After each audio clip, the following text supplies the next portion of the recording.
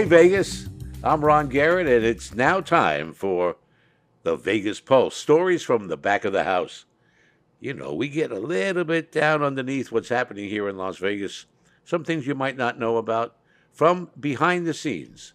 My guest today is longtime magician, comedian, and famous guy. We like to have famous people on the show.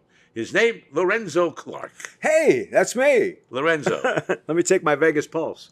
It's I there. still got it. I still got it. Normally, when I talk with you, you're plugging everything you got. Yeah, that's true. You talk about every show you ever been in and all that kind of stuff. A lot of stuff going on. All the stuff coming forward. And we're glad to know that that's the case with you because you've been around a while. And sometimes magicians fade. Sure. Comics fade. Well, you know, people always ask me. They say, "Are you ever going to retire?" You know, do you think at some point you're too old to do it? And I said, "Well, you know, as a comedian, my idol would be George Burns, who I think still had a gig booked when he was 100 years old." That's right. And then when we think about magicians, you know, the quintessential magician is Merlin. So you know, the long beard and and the old magic books. So you know, I don't think I'll ever retire. But why? Why would you? The best trick in the world is when you pass and you disappear. Right. And then come back 10 minutes later and spook everybody in the house. And then you go to a better place. You know, I hope there's a better place because I want to come back and haunt you. Now, there's a show for you. Haunt you. Let's get to the nitty gritty. Let's go to when you arrived in Las Vegas.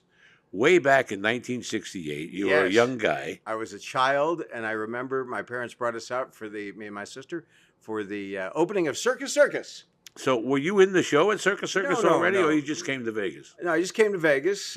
My dad was a Disney Imagineer. He worked for Walt Disney. A little bit about that, your dad. That's a pretty good thing to be a Disney Imagineer. Yeah, my dad was a licensed architect and engineer, and he started working for Disney not until the 70s, but he was already in L.A. Did you say one of his was Magic Mountain? Yes, well, not Magic Mountain. Magic Mountain is a Six Flags theme park. Oh, excuse me, Valencia, wrong right. amusement park. So Big Thunder Mountain Railroad was the first show or the first attraction and ride that he was the project architect and project engineer. So how does that work? Did he design it from scratch and then turn it over to? I mean, certainly, as he'll be the first to tell you, or he would have been the first to tell you that it's a team effort.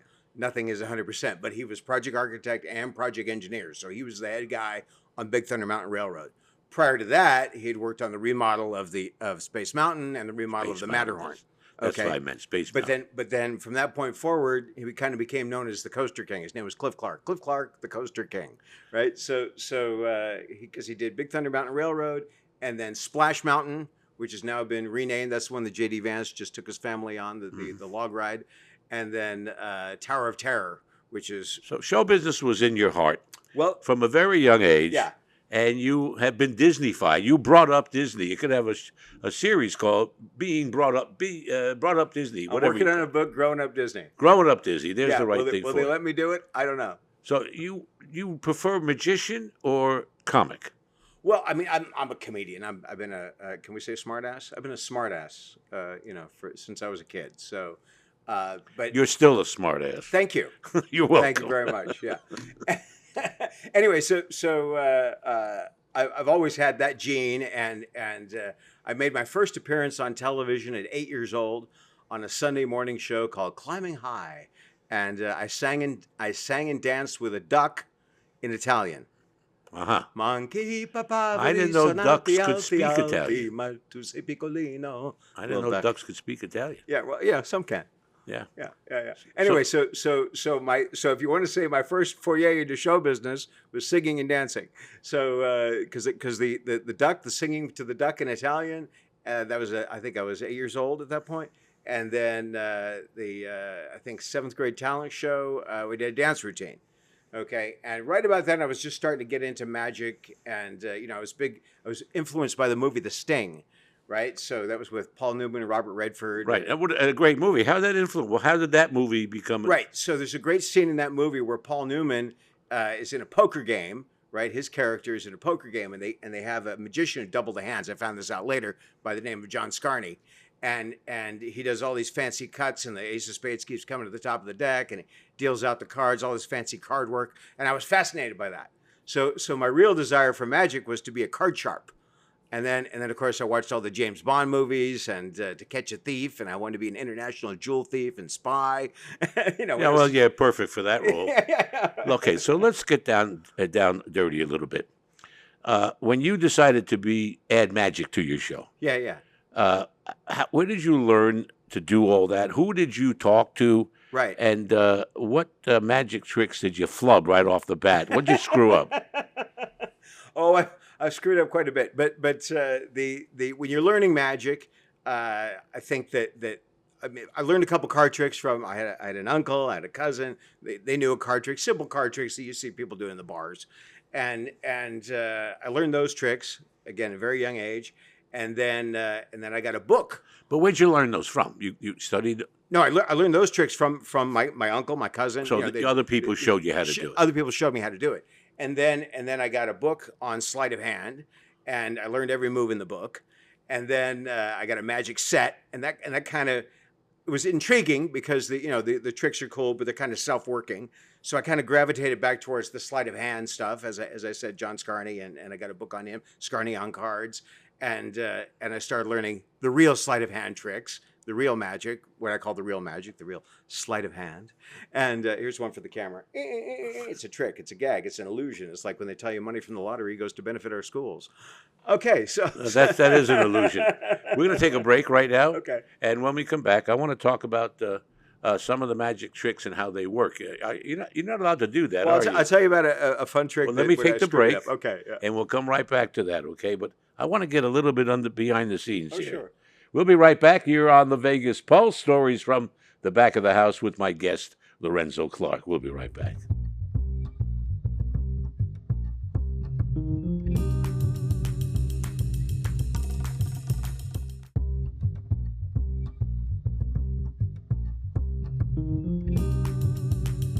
Back on Vegas Pulse with Lorenzo Clark.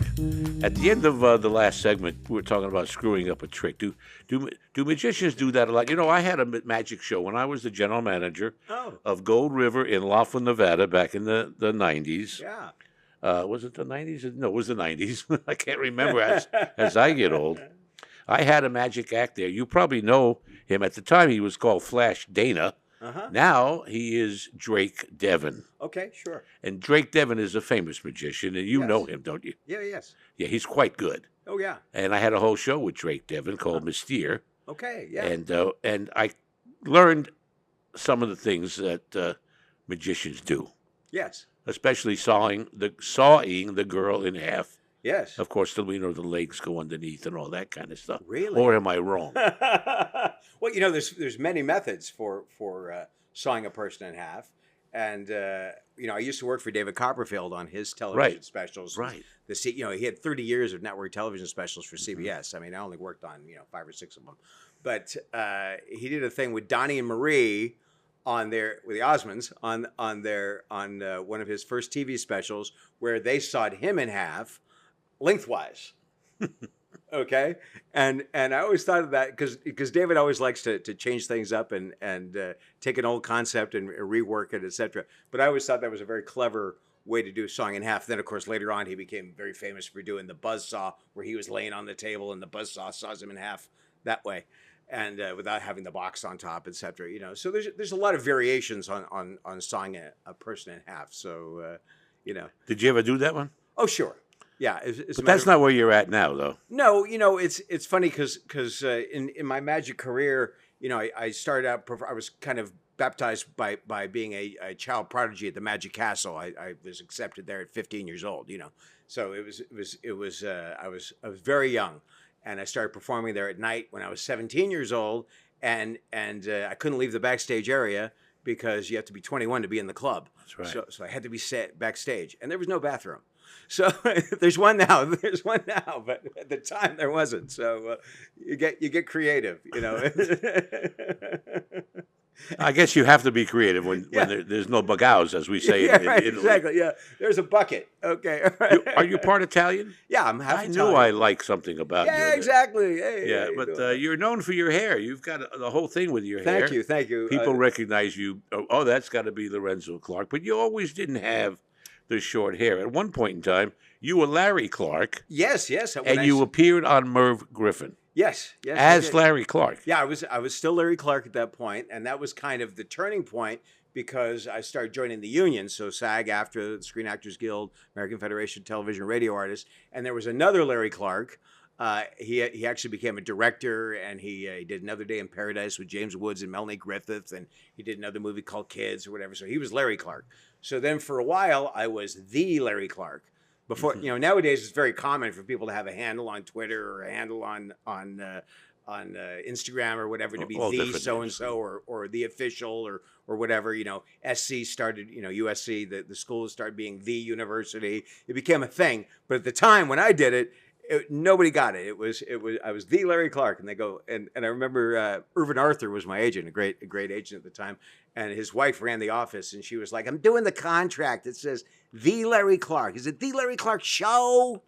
Right? She didn't get it. Right? So eventually I went, "Hey, wait a minute. I have a name bracelet here that was given to me by my grandparents, and it says Lorenzo." We go with that. So Lorenzo Clark was born. Well, Lorenzo sounds more like a magician than Larry. Exactly. Larry the magician, Lorenzo the magician. Yes, exactly. Backstage with Merv Griffin, what kind of person was he? Was he a nice guy? He was a super nice guy. But before he got fat, was he eating a lot back in? It's funny because I did a bit on that routine. If you Google or you go to YouTube and you see me on the Merv Griffin show, I do a routine where with Merv and Richard Crenna from the Rambo movies, right? And it's a routine I used to do on stage with a gentleman's jacket, a jacket, and I do put a knife through the jacket, right? As part, and then it looks like it's ripped, and then it appears restored, right? So I was talking to the producer, Les Sinclair, and I said, "Can I do it with Merv's jacket?" And he goes, "Oh, Merv won't take his jacket off," because he wanted to cover it. Yeah, he was getting the Yeah, but not that. He blew up like a balloon a lot later than that. Sure, he did. But he was one of the greatest. Oh boy, just talk show hosts. Just right there with Johnny. Talk show host and entrepreneur, and he started rich man. Oh yeah. He didn't create Mervin's department store, did he? No, I don't think that was. It was Mervin's. Okay. Yeah. Okay. But anyway, so Richard Crenna took his jacket off, and he goes, "I told Stallone I was going to take my jacket off in the next Rambo movie." But that was a fun routine, and they were just so nice and So you're starting to climb the ladder now. What was your first hotel gig as a magician comic in Las Vegas? Right. So the first hotel gig, I was still doing a magic act. This was 1983. I was 21 years old, and I was brought out to do the Society of American Magicians National Convention at the Riviera Hotel and the Versailles Theater. And I'd been working on this act to play Vegas with a guy called Marvin Roy, who was known as Mr. Electric. Okay, and Mr. Electric had been in the Folies Bergère before Lance Burton, and he was part of the Liberace show for many years, and it was all about flash and pizzazz. Did he wear one of those suits that lit up or anything like that? Yeah, way before its time, but before you could actually go to your watch and click it on and have a battery, have a light there, etc. Right. He was producing light bulbs. He used to light the 1,000-watt light bulb in his hand, and he was an amazing act. Anyway, he was a really great guy, and he helped me put together this act that was called The Millionaire's Dream. And it was all about money and jewels, and I had a safe. I did a sub-trunk metamorphosis trick with a safe, and it was a flashy act. And I came out to do the convention. I was 21 years old, and then I got booked for a week in the Solid Gold show, which was happening there at the Versailles Theater. Okay. So that was my first appearance in Vegas, and that was before Merv Griffin. Merv Griffin was 86. So what magician, other than David Copperfield, do you admire the most? Living or dead? Either way. Harry Houdini? Well, sure. I mean, I never knew Harry Houdini, but I'm older than you. I did. No, I never knew Harry Houdini. I got to meet Orson Welles, who was in addition a great filmmaker. When we talk about magic, magic is things that you can't explain. And when movies first came out, movies were considered magic. If you ever see the movie From the Earth, or the movie, it was called From the Earth to the Moon, about Georges Méliès, the first filmmaker. He was a magician. He had a magic theater, and he created this movie with jump cuts, what we call jump cuts today, and make things appear and disappear, and a spaceship, goes into the eye of the moon, and so he was a magician. So filmmaking is akin to magic. So what's the answer? Is it Orson Welles? Well, no, I mean, yes, but it's also Johnny Carson, who was a Johnny Carson. magician, Steve Martin, who was a magician. Johnny didn't do much of it. That's how he started when he was in school. Yeah, but if you go to the Magic Castle, there's a display of Johnny Carson. I studied Johnny Carson a lot. I was a big fan of his. Yeah, and you see pictures of him as a teenager. The great Carsoni. The great Carsoni, yes, exactly. Great Carsoni. Yeah, but as far as skilled magicians, the great Tom Sony, who passed away recently. Johnny Thompson. He taught every magician how to be a magician. Oh, yeah. I got to take a break right now. Come right back. And I'm going to ask you, what magician don't you like? We'll be right back more with Lorenzo Clark right here on the Vegas Pulse. Stories from the back of the house. Be right back.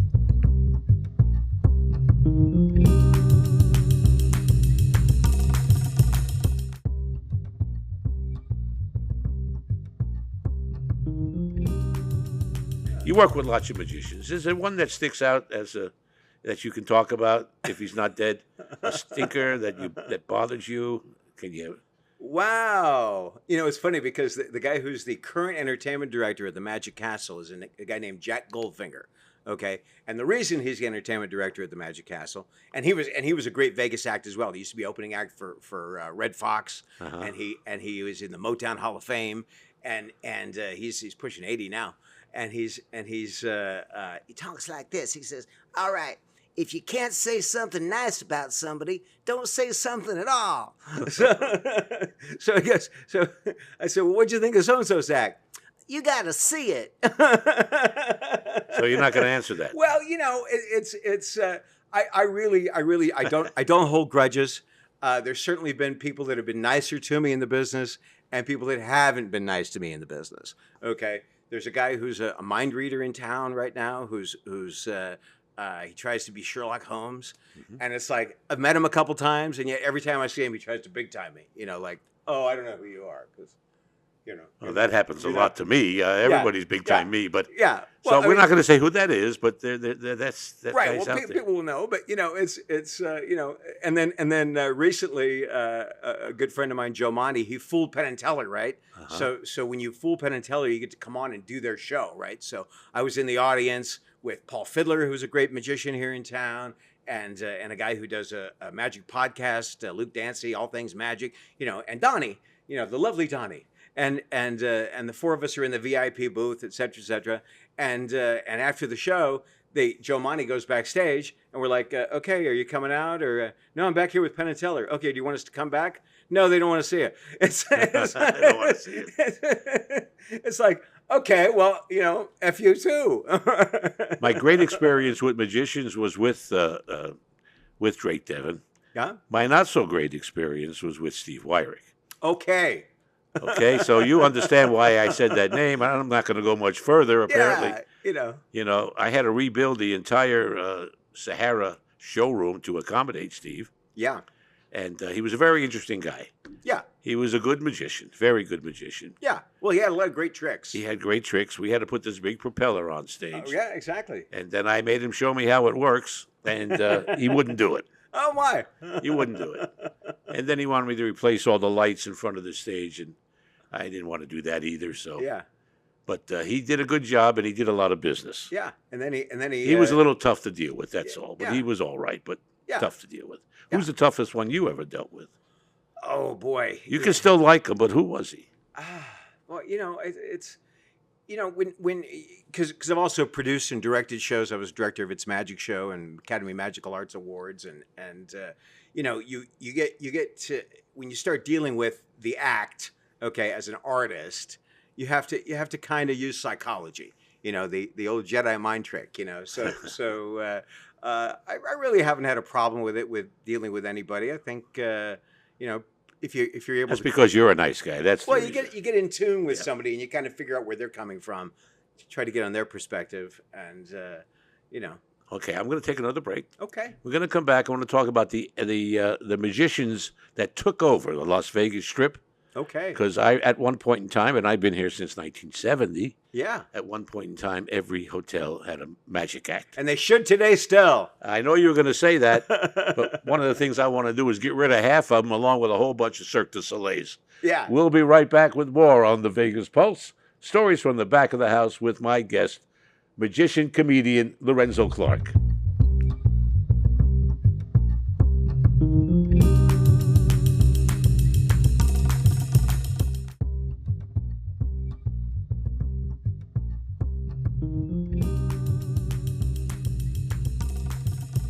I'm Ron Garrett, your host, along with my guest today, Mr. Lorenzo Clark. Lorenzo, Hey, man. you love being a comic more than a magician? Well, as I said, I was always had a comedic mind, and I really appreciated the magicians that became comedians, like Steve Martin and Johnny Carson, etc. So to me, they go hand in hand perfectly. As I said, I made my first appearance here as a magician, but then I did the Merv Griffin show in '86. Then '87, I started headlining the Comedy Stop at the Trop. And then later on, Catch a Rising Star at Bally's, and then later, Aware of all of those. yeah, and then later on, the Comedy Club at the Riviera, where Steve Sciarippa was the booker, and we know Steve Sciarippa from Sopranos and Blue Bloods, and now he's got the Fresh Pet commercial. Fresh Pet mostly. That's what people know him the most, by the way. Nowadays, right? And the best line is he's talking to the dog and say, "You weren't there. You were at your grandmother's house." Yeah, the dog's got an alibi. Yeah. I know. The strip was taken over by magicians at one point. Sure. I can't and comics. Yeah. And every magician I saw had a little comedy in their show. It helps. It bridges the gap Absolutely. to go from one trick to another trick. Yeah. Or I was told, don't call it a trick; it's an illusion. Well, we think of the illusion as a big artful presentation of a magic trick. So usually illusion, at least in the magician's vernacular, is something larger. Okay. But a trick, like a sleight of hand trick, or I like to be a trickster. So for me, it works perfectly with the magic because I'll do a trick and then I'll make a joke out of it. Or sometimes the trick doesn't even work and I make a joke out of it. And then there is a trick at the end. So I'm perfectly happy calling it a trick. And I like being tricky and I like being funny. And so coming together and being tricky and funny works well for me. The magician I remember who was that very funny was Ballantyne. Yes. The great Ballantyne. Yes, who you'll remember from the TV show McHale's Navy. Yes. And he's also in a bunch of Elvis movies. He plays. Well, he would make mistakes and part of his act. Oh, yeah. And then kid about them. Were you doing something like that? Yeah, I've done different acts. Well, like you do. that. I've seen your show. Yeah. I did an act on the Jerry Lewis Telethon that I'm going to be doing again here in Las Vegas in a show called All Stars of Magic at Planet Hollywood, called The Suckiest Act in Magic. And basically, I have a 50-gallon shop vac on stage, and I put the hose down my sleeve, and I make stuff disappear with the vacuum hose, and it's all funniness. It's a spoof of a magic act. Is that a show coming up over at Planet Hollywood? Yeah, it's currently running. We just opened last week. It's called All Stars of Magic, and it has some great acts: Jason Byrne, Russ Merlin, Mondre, the lovely Emily England. Who's your producer over there? Mr. David Sachs. All right, he's been around for a while. Yeah, well, I remember his sister, Melinda, the first lady of magic, and Mindy Sachs, we used to call her back in the day. She was a dancer at the Siegfried and Roy show. And then, of course, her mother, Bonnie Sachs, was a great showgirl and producer here in Vegas. So the Sachs family's been very busy. Yeah, the Sachs family has lineage. Yeah. Very, very busy. Yeah. You recently had a stint, let's call it, at the Ahern Yes. Hotel. Yeah, so I had a 2-year run as entertainment director. And we did a show there called A Stars of Comedy, which was the best of TV stand-up, magic, and variety. So I got to bring in a lot of great acts like Rich Little and Pete Barbuti and the Unknown Comic. Yeah, that was a pretty good show. Willie you had Tyler going. and Lester, and so many great acts I got to work with. It was such a pleasure.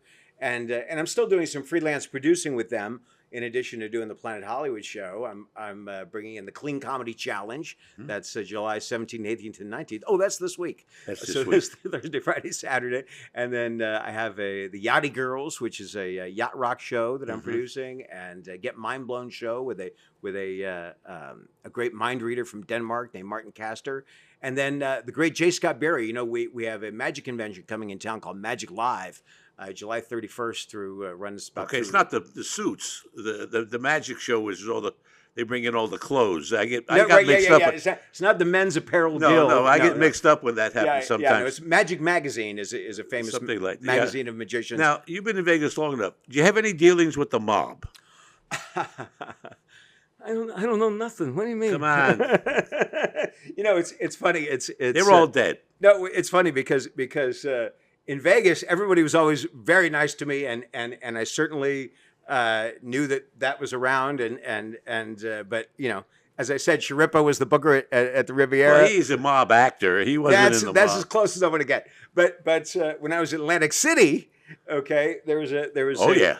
there was a guy there who was the son of basically the capo, and I started dating his ex. Okay, and I didn't know there's such a beautiful girl, and nobody said no, like, oh, you're single? She's like, yeah. And so I started dating. I was there for 4 months, right? So I started dating her, and then one day I get a call in the hotel room. Yeah, is Gina there? And I'm like, and she goes, oh my God, that's him, And so I'm like, don't call me, and I hang up the phone. Okay, calls back. You got a lot of balls, Is that what he said? Oh yeah. So I said she left. She's not here, right? I hang up the phone. I go, oh, what am I gonna do, right? So I was working with a drummer in the show, and this guy was a former Green Beret. He had a license to carry, and this guy called me back, and he said he wants to have a sit down with me, and we did. We had in the after hours at 3 a.m, and so the drummer brought his gun and a couple of security guys from the hotel. So I had a little muscle behind me. This is all new to me. You brought your own crew? I'm from the East Coast. Yeah, I'm here from the West Coast, and now I'm in the East Coast going, uh-oh. And anyway, we had a nice talk, and I bought him a drink. I told him my mother was Italian. I didn't mean any disrespect. And that's right. And I got to walk out of there alive. So needless to say, I don't need to go to There was a point in time where back in the day where I hung around the Stardust, which was mob headquarters in the 70s. Yeah. And the maitre d', I'm not going to mention names. His first name was Frank, and the last name is well known. Yeah. And without knowing, I was asked his sister out. I had no idea that she was part of that crowd. Yes. Because at the time, every maitre d' had an Italian last name. Everybody. Yeah. They all had a pinky ring. Yeah. So I got the call. Yeah. Basically, don't do anything to my sister that you would do to everybody else you were doing. I said, I don't know what you're talking about. He says, good, that's what I'd like to hear. And after that, I didn't date her anymore. I said, uh-oh. I think they own a couple of gas stations in town. I've put the thing in my mouth. Yeah, right. That was one of the ways. Anyway, we're running out of time. Oh, boy. And where are you coming next? What's your next gig? Right. So the All Stars of Magic show, that's at Planet Hollywood. That's a 4 o'clock show, family show.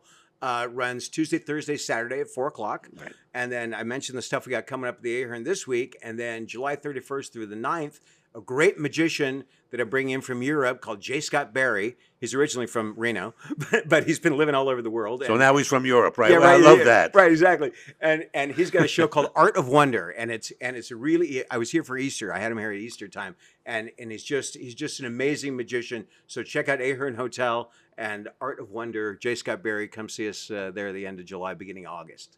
Thank you to Lorenzo Clark being my guest here on the Vegas Post, Stories from the Back of the House.